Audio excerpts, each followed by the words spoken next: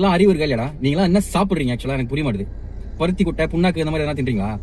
உங்களுக்கு எல்லாம் எத்தனை வாட்டி தெளிவா பொறுமையா சொல்லுவாங்க, வண்டியை பின்தொடர்ந்து வராதீங்க, விபத்துல சிக்காதீங்க. நீங்க பண்ற ஒவ்வொரு விஷயமும் தலை கஷ்டமா போய் முடியுது, பண்ணாதீங்கடா, பின்னாடி வராதீங்கடா, விழுந்து செத்துறாதீங்கடான்னு சொன்னா கேட்கவே மாட்டீங்கன்னா நீங்க என்ன மாதிரியான ஜென்மம், என்ன மாதிரியான மனநிலை எனக்கு புரியவே இல்ல.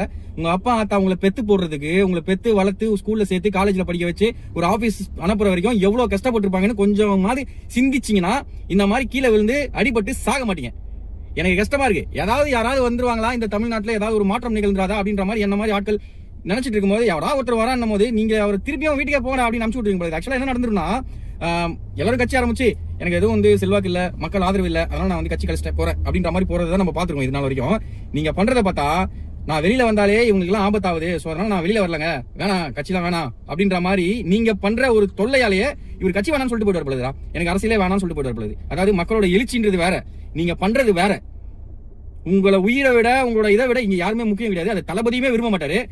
பார்க்கும் போது எனக்கே வயிற்றுச்சலா இருக்கு. இப்ப அடிபட்டு செத்து போறீங்க, காலை கை வந்ததுன்னா யார் பாப்பா சோறு? யார் போடுவா? அந்த தொகுதியில் இருக்க நிர்வாகி போடுவாங்களா? போட மாட்டாங்களா? உங்களுக்கு உங்க அப்பா அம்மா தான் லாஸ்ட் வரைக்கும் கஞ்சி ஊத்தணும். உங்களை ஒரு விஷயத்துல கஷ்டப்பட்டு படிக்க வச்சு செஞ்சு உங்களை ஒரு ஸ்டேஜுக்கு எடுத்துட்டு வரது எதுக்காக? காலமான காலத்துல அவங்களுக்கு ஏதாவது கஞ்சி ஊத்துவீங்கன்னா காலை வச்சுட்டு உங்களுக்கு கஞ்சி ஊத்துற மாதிரி பண்றீங்க போலடா. டேய் அடங்குங்கடா, கொஞ்சமாவது அடங்குங்கடா, கொஞ்சமாவது அடிப்படை அறிவு இருக்காடா. விஜய் ரசிகர்கள்னா பைத்தியக்காரங்க, தற்கூறிங்க அப்படின்ற மாதிரி சொல்ற மாதிரியே ஒவ்வொரு விஷயத்தையும் பண்ணிட்டே இருக்கீங்க. நாங்களும் தான் வினோட ரசிகர்கள், நாங்களும் தான் ஒரு சமுதாயத்துல அக்கறையா சில விஷயங்களை செய்ய வேண்டிய விஷயங்களை செஞ்சு கொடுத்துருக்கோம். ஆனா எங்களை மாதிரி ஆட்களுக்குலாம் கண்ணு தெரியாது. அவங்களுக்கு நீங்க பண்றீங்களா, நீங்க பண்ற இந்த மாதிரி விஷயம் தான் உங்களுக்கு கண்ணுக்கு தெரியும். அதான் பெருசா கட்டுவாங்க. தயவு செஞ்சு திருந்து தொலைங்க, செத்து தொலைஞ்சிடாதீங்க. அவரையும் நிம்மதியா அரசியல் பண்ண விடுங்க.